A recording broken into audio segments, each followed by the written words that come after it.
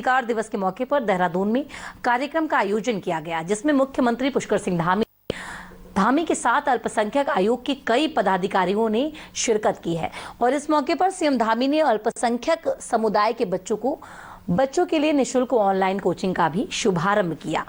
और इस मौके पर सीएम धामी ने कहा कि प्रदेश के विकास में सभी लोगों का योगदान आवश्यक है। ऐसे में सरकार सभी वर्गों के विकास को लेकर काम कर रही है।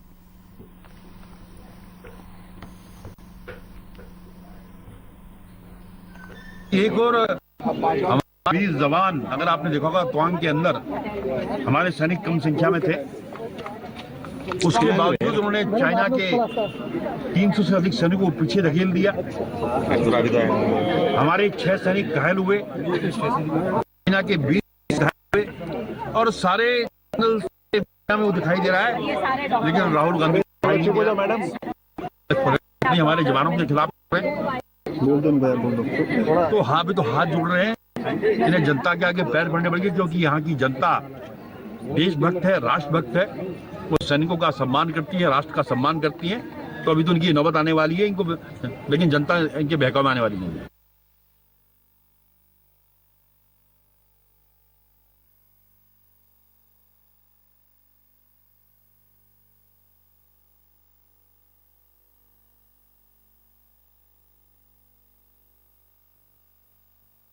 प्रधानमंत्री मोदी जी के नेतृत्व में हर वर्ग के उत्थान के लिए काम कर रहा है। और पहले के समय में विकास योजनाएं केवल कुछ लोगों के लिए होती थी, तुष्टीकरण के लिए होती थी। आज जो माननीय प्रधानमंत्री मोदी जी का मंत्र, सबका साथ, सबका विकास, सबका विश्वास और सबका प्रयास, इस आधार पर योजनाएं हो रही हैं और हर वर्ग के लिए आज योजनाएं चल रही हैं। हर वर्ग के उत्थान के लिए काम हो रहा है और संपूर्ण देश के संपूर्ण रहने वाले सभी निवासियों के लिए, सभी नागरिकों के लिए लगातार इस दिवस पर काम हो रहा है। इस दिवस पर सभी के उत्थान का हम लोगों ने संकल्प लिया है। सभी के लिए शुभकामनाएं। अल्पसंख्यक अधिकार दिवस के मौके पर देहरादून में कार्यक्रम का आयोजन किया गया, जिसमें मुख्यमंत्री पुष्कर सिंह धामी के साथ अल्पसंख्यक आयोग के कई पदाधिकारियों ने शिरकत की है। और इस मौके पर सीएम धामी ने अल्पसंख्यक समुदाय के बच्चों के लिए निःशुल्क ऑनलाइन कोचिंग का भी शुभारंभ किया है। आपको बता दें कि इस मौके पर सीएम धामी ने कहा कि प्रदेश के विकास में सभी लोगों का योगदान आवश्यक है। ऐसे में सरकार सभी वर्गों के विकास को लेकर काम कर रही है।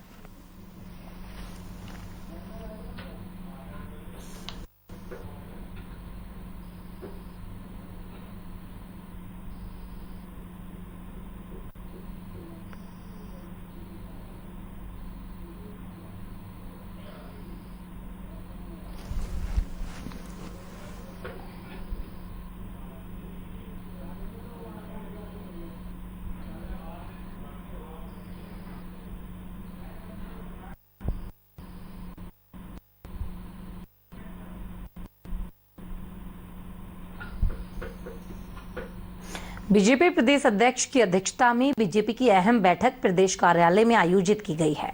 आपको बता दें कि जिसमें वर्चुअली प्रदेश के वरिष्ठ पदाधिकारियों ने अलावा सभी जिलों की कार्यकारिणी के पदाधिकारी शामिल हुए हैं।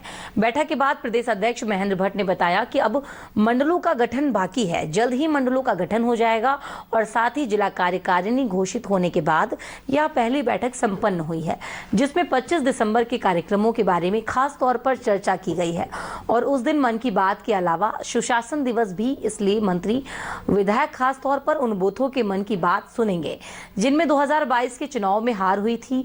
वहीं विधानसभा भर्ती प्रकरण में कांग्रेस के प्रदेश अध्यक्ष करण महारा के तत्कालीन स्पीकर और वर्तमान कैबिनेट मंत्री प्रेमचंद्र अग्रवाल के इस्तीफे और पार्टी की कार्रवाई की मांग पर बीजेपी प्रदेश अध्यक्ष ने कहा कि शुरुआत कांग्रेस करे, क्योंकि पहली निर्वाचित सरकार उन्हीं की थी और तत्कालीन स्पीकर अब नेता प्रतिपक्ष और उनकी सरकार ने तो कार्रवाई कर दी है।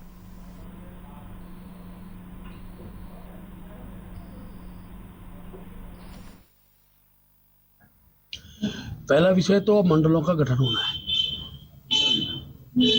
उस दृष्टि से हम प्रदेश के एक वरिष्ठ पदाधिकारी कार्यकर्ता को और जो हमारे जिले के अध्यक्ष हैं, जिले के प्रभारी हैं, वो सभी मंडलों में प्रवास करेंगे और 30 तारीख तक ये प्रवास हर मंडल में हो जाएगा और मंडल से भी 3 नाम का पैनल ये जिला अध्यक्ष को प्राप्त हो जाए, इसके बाद की भविष्य में हम अधिकतम हमारा मत है कि हम जनवरी 15 तक हम अपने मंडल की भी अध्यक्ष की घोषणा कर दें और 11 फरवरी तक हम शक्ति केंद्र तक अपनी इकाई को गठित कर देंगे। उसका हमने एक व्यूह रचना कार्यकर्ताओं बीच में रखी है।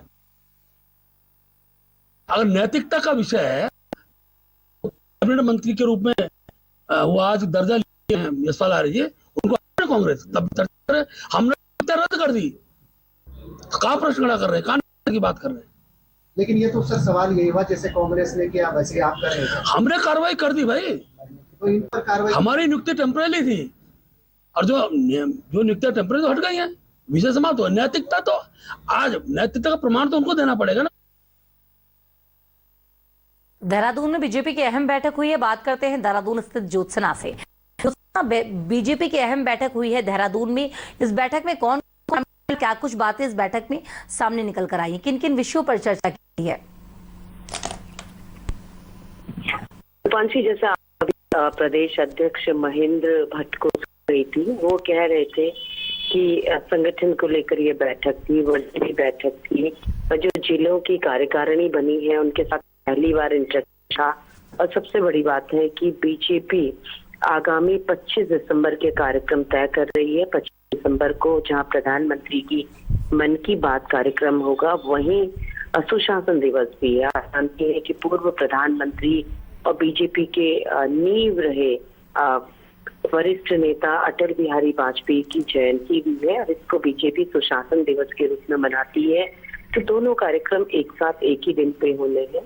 तो बीजेपी ने तय किया है कि वो मन की बात कार्यक्रम को बूथ स्तर पर सुनेगी और उन बूथों पर वो अपने मंत्री, विधायक और संगठन के वरिष्ठ लोगों को भेजेगी जिन बूथों पर विधानसभा चुनाव में बीजेपी की हार हुई है, यानी कि बीजेपी पीछे रही है। वहीं अधिकारी हो या जनप्रतिनिधि हो, सब चौपाल लगाएंगे, गांव में जाके चौपाल लगाएंगे, राज्य सरकार की योजनाओं की जानकारी देंगे, लोगों का फीडबैक लेंगे। तो इस तरीके का कार्यक्रम तय किया गया है। उसके अलावा जो बात हो रही है विधानसभा भर्ती की, जिसमें प्रदेश अध्यक्ष महेंद्र भट्ट ने कांग्रेस के प्रदेश अध्यक्ष करण माहरा के उस बयान पर अपनी प्रतिक्रिया दी है, जिसमें करण माहरा ने कहा कि ठीक है 228 लोग आपने हटा दिए हैं, लेकिन अब बीजेपी दोषियों के खिलाफ भी एक्शन करे। उनका इशारा था तत्कालीन स्पीकर प्रेमचंद अग्रवाल की तरफ, जो अब कैबिनेट मंत्री हैं। तो बीजेपी के प्रदेश अध्यक्ष ने आज कहा ठीक है, अध्यक्ष हुए हैं। अंतरिम विधानसभा के जो अध्यक्ष थे प्रकाश पंत, उनकी मृत्यु हो गई है। उसके बाद पहली निर्वाचित सरकार में जो विधानसभा अध्यक्ष रहे और तब भी नियुक्ति थी, उस समय यशपाल आर्य विधानसभा अध्यक्ष थे और आज वो प्रतिपक्ष हैं, यानी कि कांग्रेस के विधानमंडल दल के नेता हैं। तो सबसे पहले स्पीकर पर कार्रवाई कांग्रेस करे और कांग्रेस की तरफ से जब कार्रवाई होगी तो तब बीजेपी की भी बारी आ जाएगी।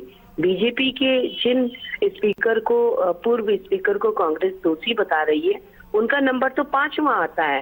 तो पहले 4 पर कार्रवाई होनी चाहिए, तब 5वें का नंबर आएगा। रूपांशी, यानी ज्योत्सना, इस बैठक में कई मुद्दों को लेकर बात हुई है और मन की बात कार्यक्रम को बूथ स्तर पर सुनेंगे। फिलहाल ये अहम जानकारी के लिए आपका शुक्रिया। आप हमारे साथ बनी रहिएगा ज्योत्सना, आपसे और अपडेट हम लेते रहेंगे।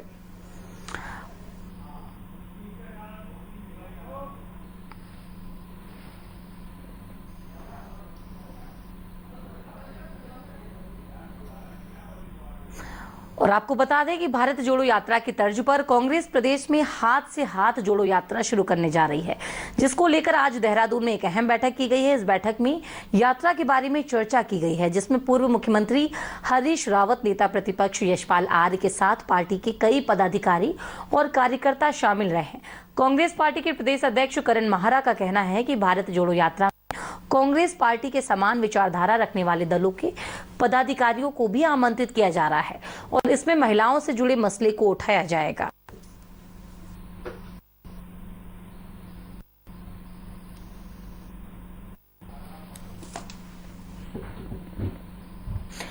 और ज्योत्सना बनी हुई है इस खबर पर हमारे साथ में। ज्योत्सना, कांग्रेस की हाथ से हाथ जोड़ो यात्रा निकाली जा रही है, तो क्या कुछ अहम जानकारी है?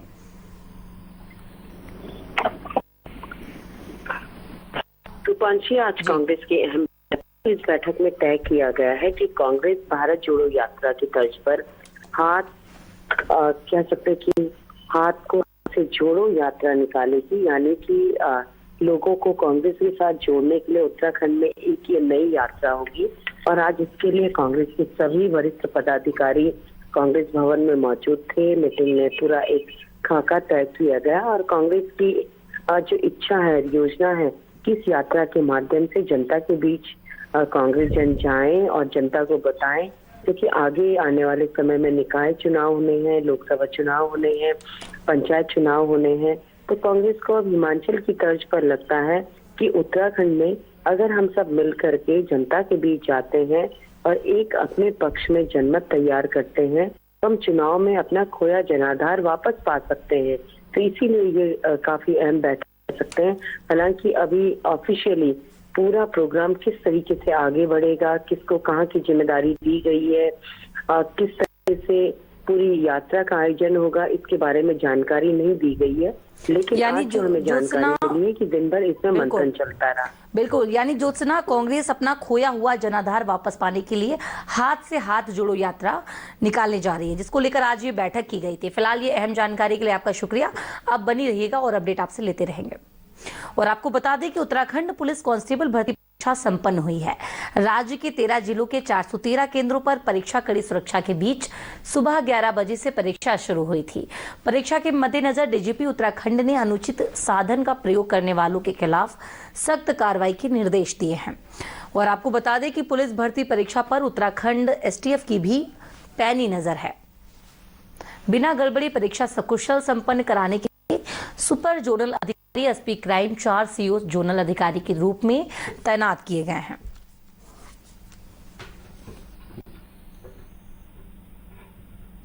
इसमें अगर देखा जाए तो सुपर जोनल अधिकारी एसपी क्राइम एंड ट्रैफिक हैं। इसके अलावा 4 सीओज को जोनल अधिकारी बनाया गया है। 7 सेक्टर में बांटा गया है। इसमें इंस्पेक्टर के 7 सेक्टर अधिकारी लगाए गए हैं और हर सेक्टर में 1 एसआई और 6 कांस्टेबल, जिसमें महिला और पुरुष दोनों हैं, चेकिंग फिस्किंग के लिए लगाए गए हैं। इसमें पहले भी बताया गया है कि इलेक्ट्रॉनिक लेके कोई भी नहीं आएगा और इवन घड़ी भी आपको जो है खुद अपने चिंता करनी पड़ेगी, क्योंकि वहाँ पे के दौरान ये सारे चीज़ें आपसे जो है चेकिंग में निकाल दी जाएंगी। इसलिए मेरा मानना है कि इन चीज़ों को आप अवॉइड कीजिए। इलेक्ट्रॉनिक गैजेट और घड़ी, इन चीज़ों को बिल्कुल मत लाइए। सारे सेक्टरों में आपका ट्रैफिक की पर्याप्त व्यवस्था की जा रही है और 144 के नियमों का पालन किया जाएगा। और बात करते हैं देहरादून से। ज्योत्सना हमारे साथ में बनी हुई है। ज्योत्सना, देहरादून में उत्तराखंड में पुलिस कांस्टेबल की परीक्षा चल रही है, तो जो यूकेएसएससी परीक्षा थी उसको ध्यान में रखकर किस तरह की वहां पर व्यवस्था की गई है?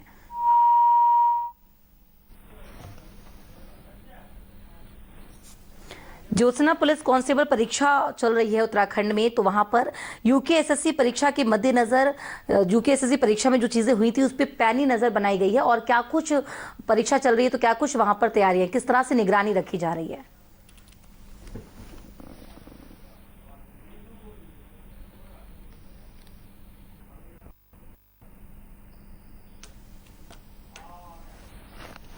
और आपको बता दें कि अक्सर दिसंबर माह में पहाड़ी क्षेत्रों में बर्फबारी से पहाड़ खराब हो जाते हैं, लेकिन इस बार दिसंबर माह में बारिश और बर्फबारी ना होने के चलते सुबह सुबह पाले ने क्षेत्र को अपनी गिरफ्त में ले रखा है, जिससे ठंड भी बढ़ गई है। हालांकि यमुना घाटी क्षेत्र में इन दिनों न्यूनतम तापमान 8 डिग्री करीब है, जबकि अधिकतम 22 डिग्री सेंटीग्रेड तक तापमान है। लेकिन सुबह सुबह ज्यादा होने की वजह से सुबह और शाम को ठंड का एहसास हो रहा है।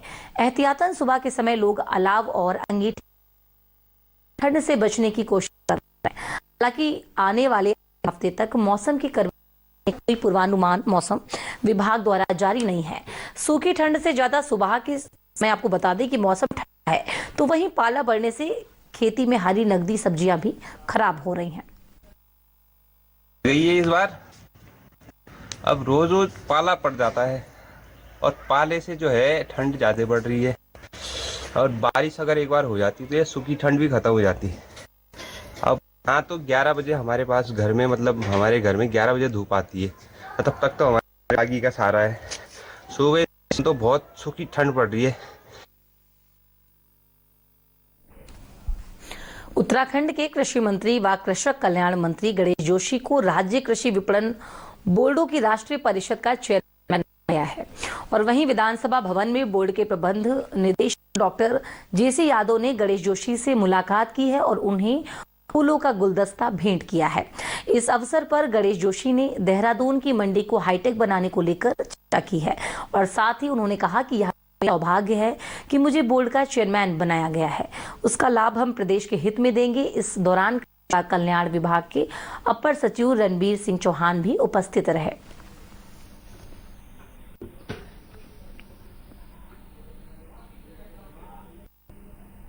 बड़े हर्ष का विषय है कि आज ये कुसाम का चेयरमैन बनाया गया है और निश्चित ही हम प्रदेश के कुसाम के मिस्टर यादव पर आए हैं। उनसे कह रहा था कि मुझे ऐसा कीजिए ताकि लगे कि ये कुसाम का चेयरमैन बनने का लाभ हुआ है, लाभ उत्तराखंड को मिलना चाहिए। देहरादून की जो मंडी है हमारी कुसाम के माध्यम से उसको हाईटेक मंडी बनाएंगे, जैसी हैदराबाद में बन रही है, जैसी हरियाणा में बन रही है। और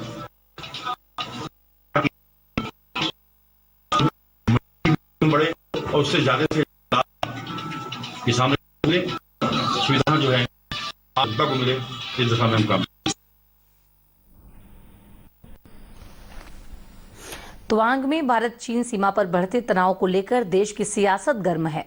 जहां केंद्र सरकार सीमा पर सब कुछ कंट्रोल में होने की बात कह रही है, वहीं कांग्रेस सांसद राहुल गांधी लगातार सत्तारूढ़ बीजेपी सरकार को चीन के मुद्दे पर घेर रहे हैं, जिसके बाद केंद्रीय मंत्री सहित कई बीजेपी नेताओं को निशाना बनाया है।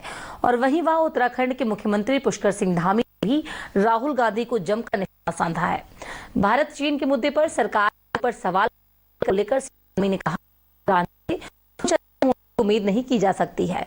उन्होंने हमारी सेना की कोशिश की है।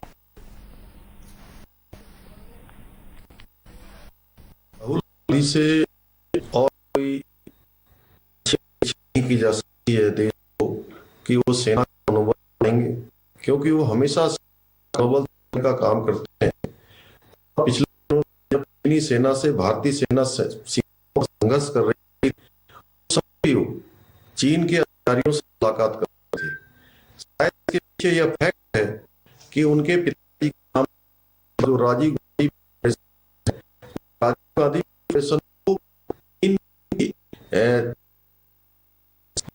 आर्थिक मदद मिली है। यही का सेना का मनोबल बढ़कर चीन की सेना का मनोबल बढ़ाने का काम कर रहे हैं। और हाल बुलेटिन बस इतना, बने रहिए सहारा समय के साथ और मुझे इजाजत, सहारा पड़ा।